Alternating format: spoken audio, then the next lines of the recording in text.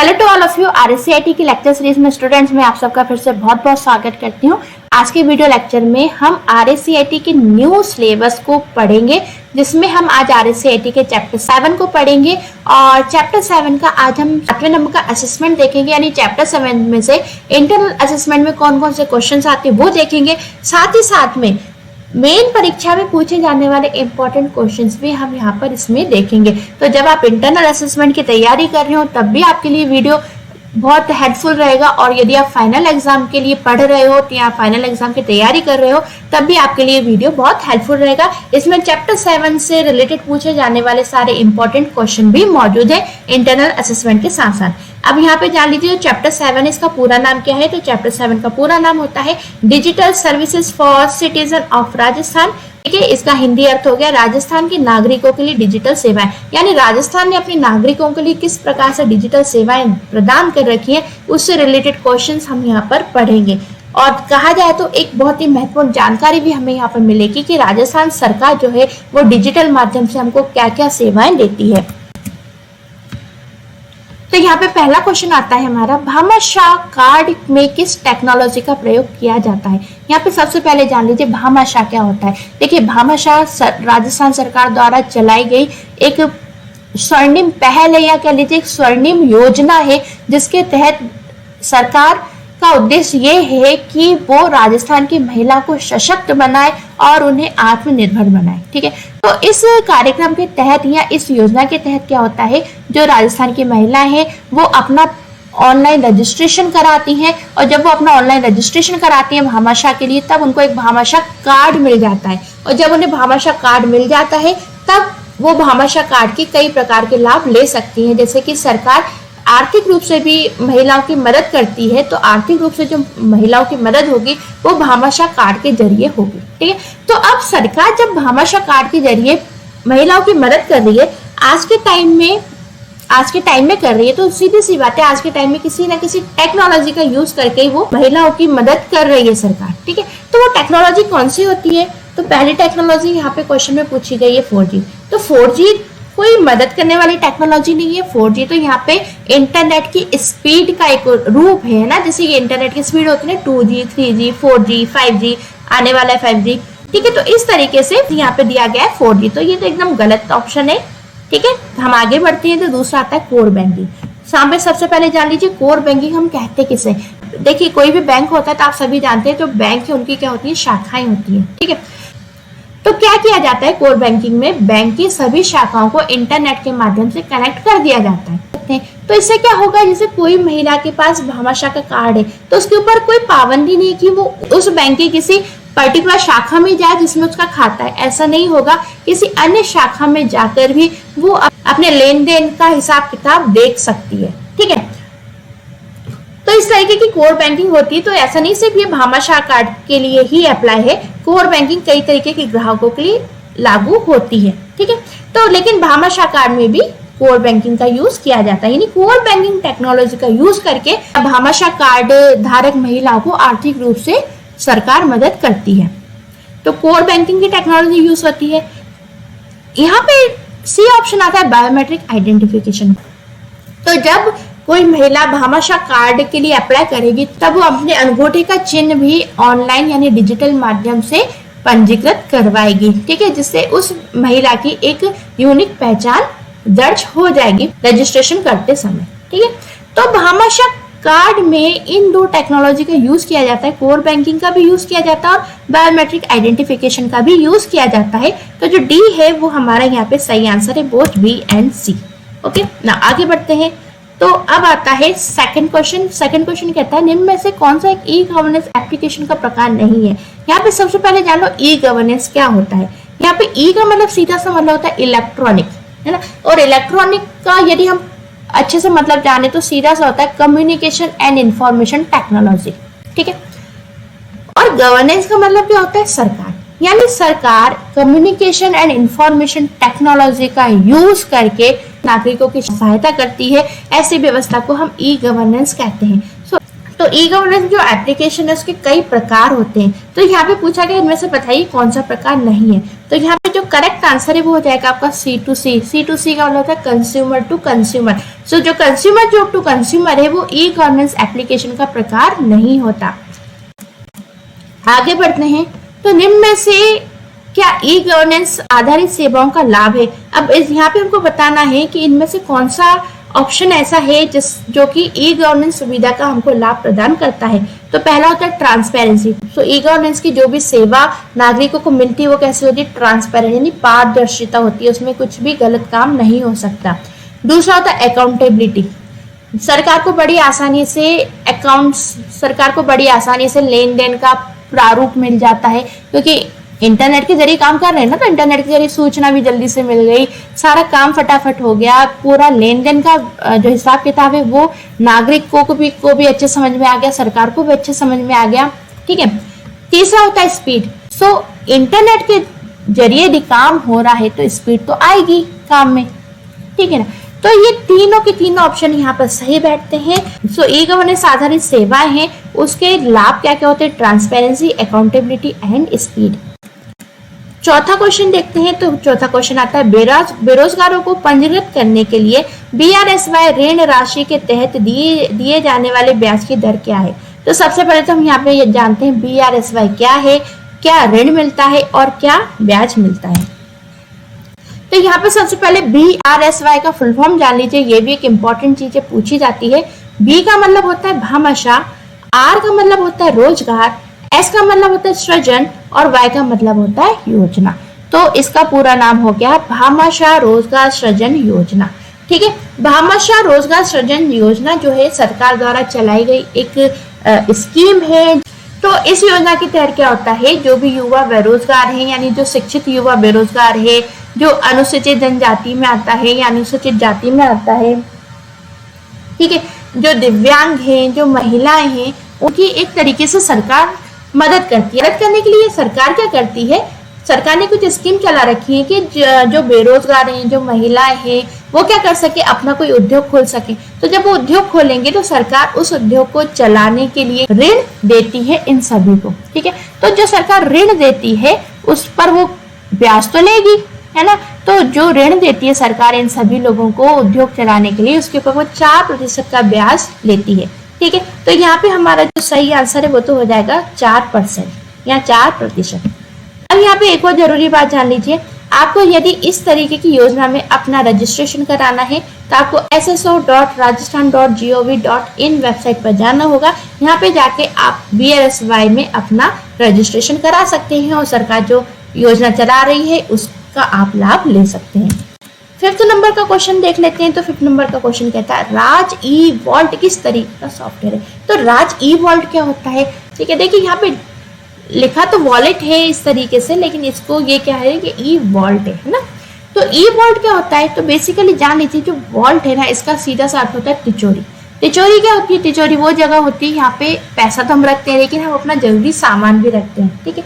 तो यहाँ पे जो ई वॉल्ट है वो पैसा रखने के लिए नहीं है, वो हमारे यहाँ पर जरूरी डॉक्यूमेंट्स को रखने के लिए है। ठीक है। हम इसमें अपने डिजिटली सत्यापित किए हुए डॉक्यूमेंट्स को इस एप्लीकेशन के अंदर या इस सॉफ्टवेयर के अंदर सेव करके रख सकते हैं। ठीक है। तो एक तरीके से हम क्या कर रहे हैं, अपने डॉक्यूमेंट्स को इसके अंदर स्टोर कर रहे हैं इस एप्लीकेशन में या सॉफ्टवेयर में। तो ये एप्लीकेशन सॉफ्टवेयर क्या कर रही है, हमारे डॉक्यूमेंट्स को मैनेज कर रही है। तो ई वॉल्ट जो है वो क्या है, डॉक्यूमेंट मैनेजमेंट सिस्टम सॉफ्टवेयर है। ठीक है। तो आपको ये नाम याद रखना है कि जो राजस्थान ई वॉल्ट है वो डॉक्यूमेंट मैनेजमेंट सिस्टम सॉफ्टवेयर है। नेक्स्ट क्वेश्चन देखते हैं। तो नेक्स्ट क्वेश्चन आता है G2C। ई गवर्नेंस में G2C का पूर्ण रूप क्या है। तो यहाँ पे जान लीजिए G2C क्या हो गया, G का मतलब हो गया गवर्नमेंट, 2 और C का मतलब होता है सिटीजन। यानी गवर्नमेंट जब सिटीजन तक कोई सेवा प्रदान करती है तो इस तरीके की जो प्रोसेस है उसको हम G2C बोलते हैं। ठीक है। तो G2C का पूरा नाम होता है government to citizen. Next question देखते हैं। तो नेक्स्ट क्वेश्चन आता है, EPSD के माध्यम से मुख्यतः किस प्रकार के राशन प्राप्त किए जा सकते हैं। तो ऑप्शन आता है wheat, sugar, rice, all of the above.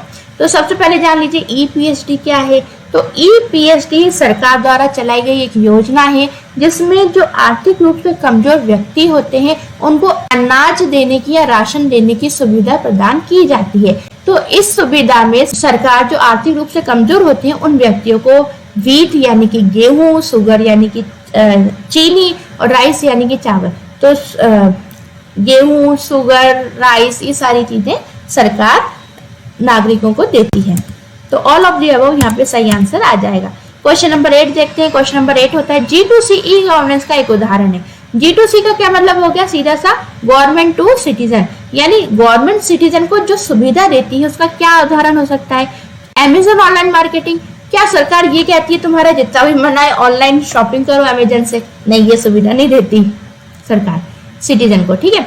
DTH, क्या सरकार टीवी रिचार्ज करके देती है? नहीं, गलत है। मोबाइल रिचार्ज, क्या सरकार मोबाइल रिचार्ज करके देती है? नहीं, ये भी गलत है। चौथा ऑप्शन है लीज ऑफ रेसिडेंशियल लैंड। हाँ, ये ऑप्शन सही है कि जो सरकार है वो नागरिकों को रहने के लिए जगह प्रदान करती है ना। ये जो सुविधा है ये सुविधा आती है G2C ई गवर्नेंस के अंतर्गत। तो G2C का जो उदाहरण है वो है लीज ऑफ रेसिडेंशियल लैंड, यानी लोगों को रहने के लिए जगह देना। नेक्स्ट आता है BRSY भामाशाह रोजगार सृजन योजना में किस तरह के बैंक हिस्सा लेते हैं? तो देखिए BRSY अभी हमने देख लिया कि भामाशाह रोजगार सृजन योजना है, ठीक है। इसमें क्या होता है जो सरकार है वो बेरोजगारों की महिलाओं की मदद करती है। तो जब मदद करेगी तो यानी आर्थिक रूप से मदद करेगी तो किसी न किसी बैंक का तो यूज करेगी। तो किस किस तरीके के बैंक BRSY में हिस्सा लेते हैं? लोकल ग्रामीण bank, cooperative bank, nationalised bank. तो यहाँ पे ऑल ऑफ द अबव सही आंसर आ जाएगा। ये सभी प्रकार के बैंक BRSY भामाशाह रोजगार सृजन योजना में हिस्सा लेते हैं। नाउ EPDS का इस्तेमाल किस वर्ग के नागरिकों द्वारा किया जाता है? देखिए EPSD अभी मैंने बताया था, EPSD एक योजना है। EPSD का पूरा नाम होता है ई पब्लिक डिस्ट्रीब्यूशन सिस्टम, यानी इस योजना के तहत क्या होता है, सरकार अनाज बांटती है या राशन बांटती है कुछ, ठीक है। अब किसको बांटती है? तो वो बांटती है एबव पॉवर्टी लाइन, यानी जो गरीबी रेखा से थोड़े ऊपर है उनको बांटती है, और बिलो पॉवर्टी लाइन यानी जो गरीबी रेखा से नीचे है उनको भी अनाज बांटती है। तो यहाँ पे B एंड C हमारा सही आंसर हो जाएगा। नेक्स्ट आता है EPDS का पूर्ण रूप क्या है, यानी EPDS का पूरा नाम क्या होता है? तो अभी हमने जस्ट डिस्कस किया। तो ई हो गया, यानी यदि ई का भी ज्यादा फुल फॉर्म पूछ ले तो इलेक्ट्रॉनिक हो गया। यहाँ पे पी का मतलब हो गया पब्लिक, सॉरी क्या गया ई का, तो ई का मतलब तो सिंपल ई है। पी का मतलब होता है पब्लिक, डी का मतलब होता है डिस्ट्रीब्यूशन, एस का मतलब होता है सिस्टम, यानी पब्लिक डिस्ट्रीब्यूशन सिस्टम, यानी पब्लिक में जो अनाज बांटा जाता है उस स्कीम को हम यहाँ पे EPDS स्कीम कहते हैं। तो डी हमारा सही आंसर यहाँ पर रहेगा।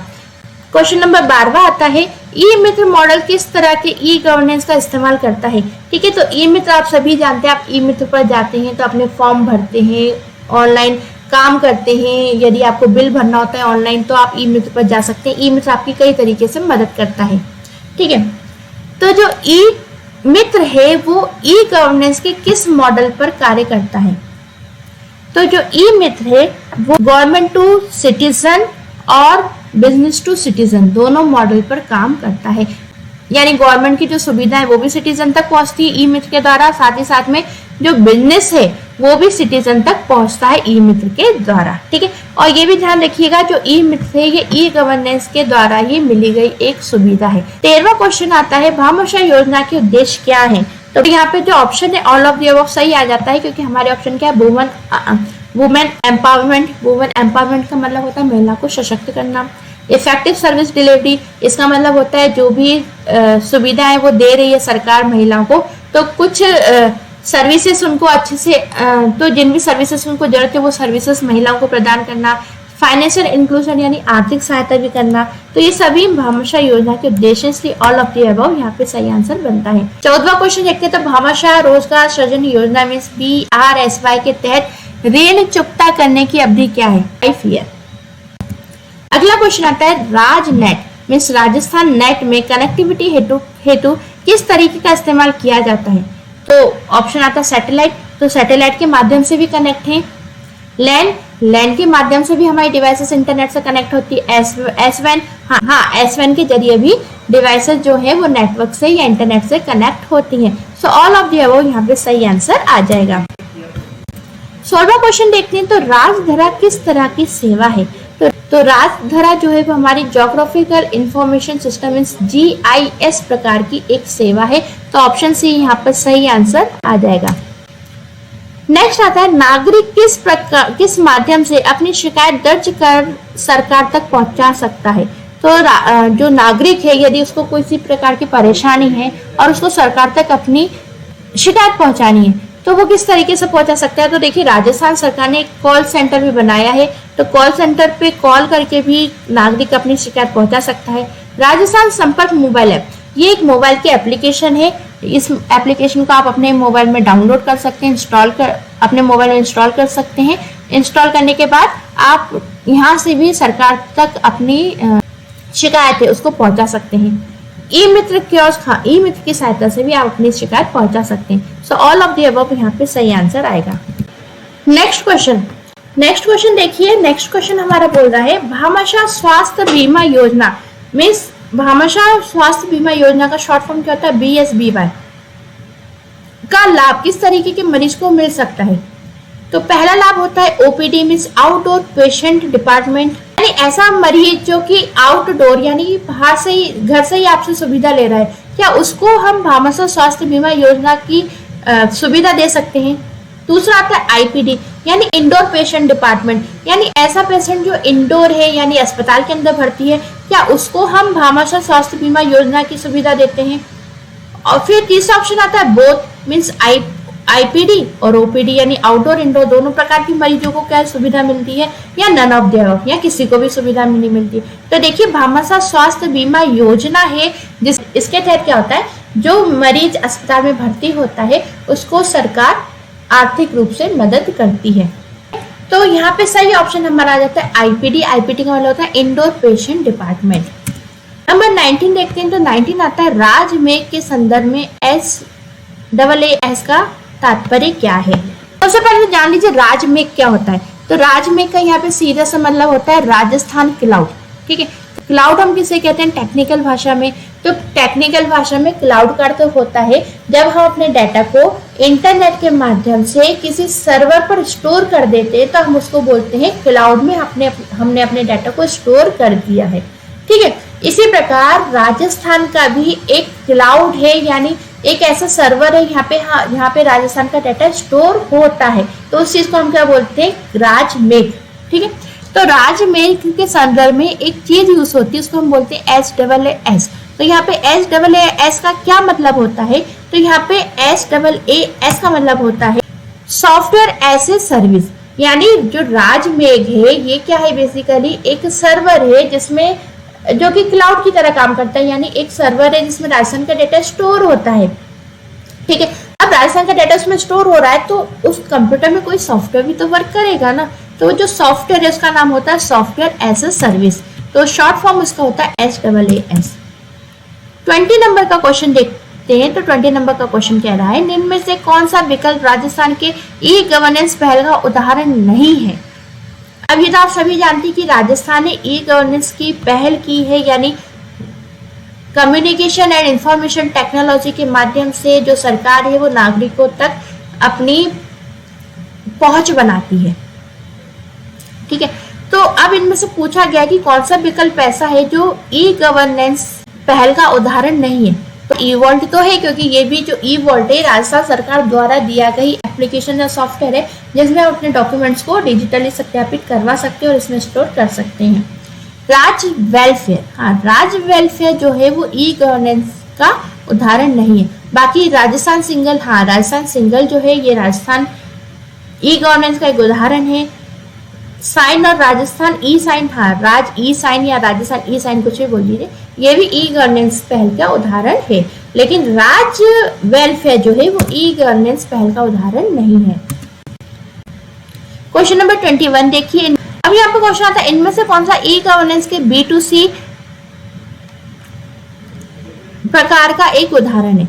यानी जो सरकार है वो बिजनेस से सीधा, यानी जो सरकार है वो B2C के तहत जो सिटीजन्स की मदद करती है उसमें क्या क्या चीजें शामिल है। मोबाइल बिल पेमेंट शामिल होता है, LIC प्रीमियम पेमेंट, हाँ LIC प्रीमियम पेमेंट भी शामिल होता है। तो बोथ A एंड B इसका सही आंसर रहेगा। स्टूडेंट्स, तो ये थे आज के हमारे इंटरनल असेसमेंट के और मेन एग्जाम के कुछ इंपॉर्टेंट क्वेश्चंस। मिलते हैं नेक्स्ट वीडियो लेक्चर में। Bye bye.